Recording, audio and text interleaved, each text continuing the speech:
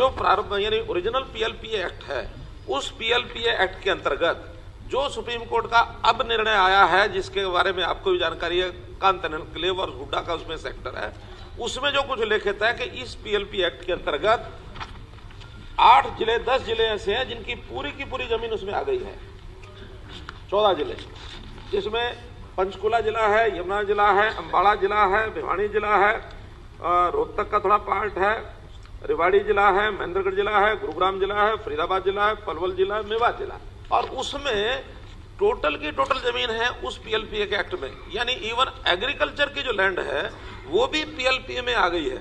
आज अगर कोई काम आज की एग्रीकल्चर लैंड में भी हमको कुछ करना हो, वो सारा भी उसमें नहीं किया जा सकता। नई जो यानी आज तक जो स्कीम्स डेवलपमेंट प्लान्स पास हो चुकी हैं, उन डेवलपमेंट प्लान्स में भी ये सारी चीजें लागू हो गई कि आपने ये क्यों बनाया। सपोज इन्हीं सारे जिलों में आज सैकड़ों हुड्डा के सेक्टर्स बने हुए हैं, वो सारे हुड्डा के सेक्टर्स भी क्वेश्चन मार्क में आ गए। फैसला तो केवल कांत एन्क्लेव और एक हुड्डा के सेक्टर का आया, कल को इसी के प्रावधान के ऊपर सैकड़ों सेक्टर इसमें आ जाएंगे और वो कहेंगे ये सेक्टर्स गिरा दो।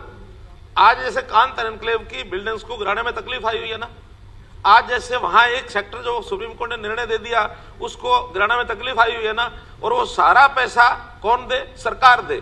सरकार ये बिल्डिंगें अगर ये सारे सेक्टर गिराए जाते हैं या सब बिल्डिंगें या जो प्लानिंग में लोगों ने लाइसेंस लेकर के ये लाइसेंस देने के काम को आज तो नहीं शुरू हुए।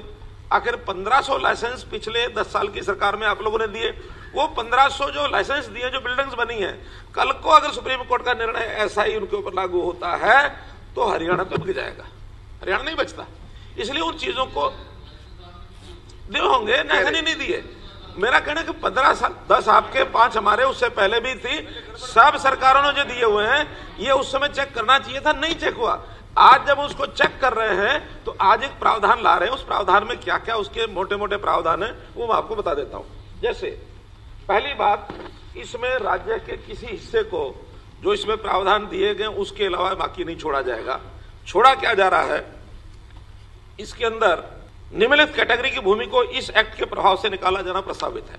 नंबर 1, जो भूमि वास्तविक रूप में कृषि उपयोग में है, आज जो कृषि उपयोग में है उसको इसमें से बाहर कर रहे हैं। दूसरा, अब तक सृजित या विकसित रेल, सड़क, नहर, सार्वजनिक संस्थान, सार्वजनिक अथवा सार्वजनिक स्थापनाओं सहित किसी सार्वजनिक अवसंरचना यानी इंफ्रास्ट्रक्चर या भविष्य में ऐसी सार्वजनिक इंफ्रास्ट्रक्चर के विकास के लिए अपेक्षित हो जो राज्य सरकार समय समय पर अधिसूचित करे, उसका भाग रूप बनने वाली भूमि, जो इंफ्रास्ट्रक्चर की भूमि है वो इसमें से छोड़ा गया।